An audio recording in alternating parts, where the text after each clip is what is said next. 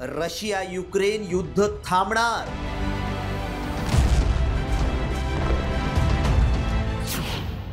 शांतता योजनेचा मसुदा तयार.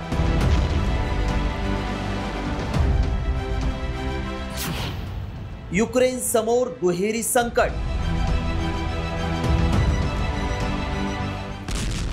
गेल्या 3 वर्षांपासून रशिया युक्रेन युद्ध सुरू आहे. या युद्धात दोन्ही देशांचं अतोनात नुकसान झालंय.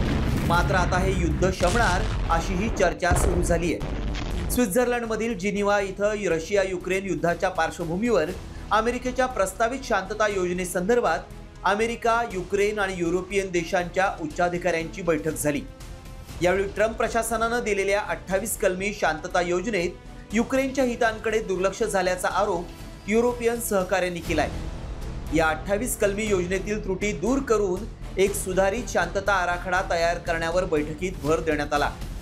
चर्चेनंतर अमेरिका आणि युक्रेननं संयुक्त निवेदन जारी करत आपण एक शांतता योजनेचा उत्तम मसुदा तयार केला असल्याचं म्हटलंय. मात्र याबद्दल अधिक तपशील देण्यात आलेला नाही. तर दुसरीकडे या संभाव्य शांतता योजनेवरील चर्चेचा निकाल काय लागतो याकडे लक्ष असल्याचं रशियानं म्हटलंय. एकीकडे हा प्रस्ताव तयार असला तरी दुसरीकडे युक्रेननं मात्र अमेरिकेच्या योजनेवर टीका केली आहे.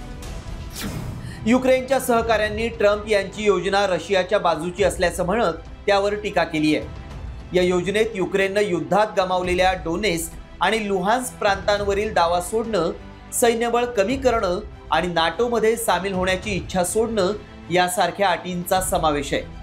ट्रम्प यांनी या अटी असलेला शांतता प्रस्ताव मान्य करण्यासाठी युक्रेनला नोव्हेंबर अखेरपर्यंत मुदत दिली आहे. ट्रम्प यांनी युक्रेनवर टीका करत अमेरिका शस्त्रास्त्र देत असतानाही युक्रेन कृतज्ञ नसल्याचं म्हटलंय. त्यांच्या या विधानानंतर युक्रेनचे राष्ट्राध्यक्ष झेलेन्स्की यांनी अमेरिकेचे तसंच युरोपियन युनियन, G7 आणि G20 देशांचे आभार मानलेत. मात्र ट्रम्प यांच्या अटी मान्य केल्या तर युक्रेन जमीन आणि आपला स्वाभिमान दोन्ही गमावेल आणि मान्य न केल्यास अमेरिकेचं सहकार्य गमावेल असं सांगत झेलेन्स्की यांनी युक्रेनसाठी हा अत्यंत कठीण काळ असल्याचं म्हटलंय.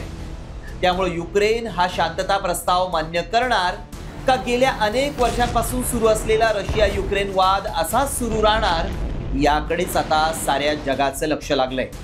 ब्युरो रिपोर्ट, साम TV न्यूज.